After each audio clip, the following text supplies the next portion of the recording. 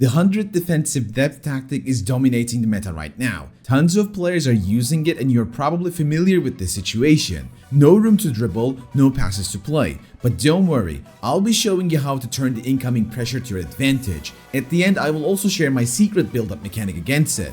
Let's start with a common mistake, rushing a pass while facing pressure. To not make this mistake, you need to avoid the guy who is pressing at you, which could be easily done by facing away from him.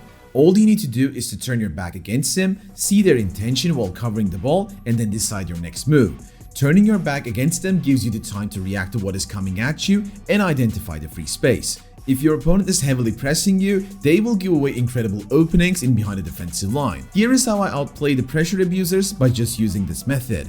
As I get the ball back, I immediately know that there is a player very close to me and she will be pressing to retrieve the ball, which is why I make sure not to control the ball open to her. Instead, I turn away and dribble a couple steps to establish control over the situation. See, they already start pressing. I intentionally dribble the ball towards the upper side while watching their intention and see their over anticipation towards that side, which allows me to turn towards the other and dodge the first player.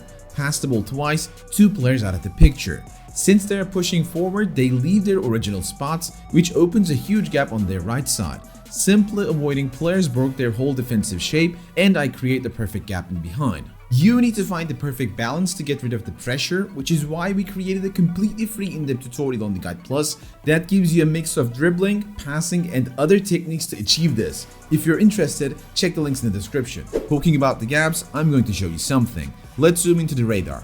See, if your opponent is pressing up high while you have the ball on one side of the pitch, they will be overloading that side, which means the other side is wide open. Switching sides comes very handy when you're facing 100 depth pressure. If I already know that the opponent is going to put pressure, I intentionally dribble the ball safely towards one side, drag all the defenders towards there, and quickly switch sides as I have another winger on the other side to start an effective counterattack.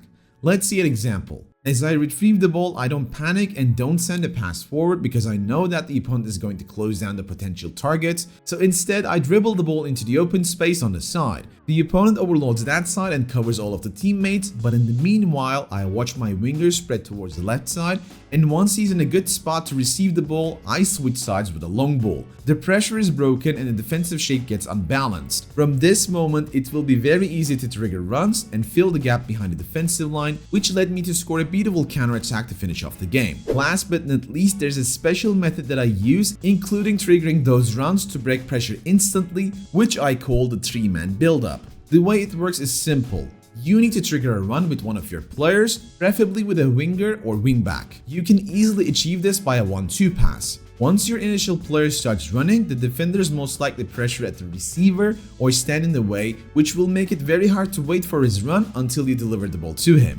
That is why you need to find a third player who has a better passing angle and get the ball to him. Since the defensive line is way up high, you can easily break the pressure. It is very important to use the first aspect that we explained to you. Turn your back and shield the ball until the runner is in the optimal spot, watch the defender, and find the optimal passing lane. After getting the ball back, I know I'm going to face pressure. I see the winger is open, that means I can deliver the ball to him, but I actually want to use the 3-man build-up here. So I go for a 1-2 pass, make my wingback run, and afterwards simply see that the opponent selects their own wingback to pressure, which is why I turn my back and carefully cover the ball while watching the run of my player. I pass the ball to my center back who can finally send a long ball towards the runner, and this way I don't only break the pressure, but also create an open space for my striker to finish off the attack with a long distance shot. Perfect. This method also works when you're building up against static defenses. I use it quite a lot. Talking about building up, make sure to check out our latest video where I show you how I completely solved build up in FC24 with a special formula which appears on your screen right now. Hope you guys enjoyed this one. Until next one, take care and peace.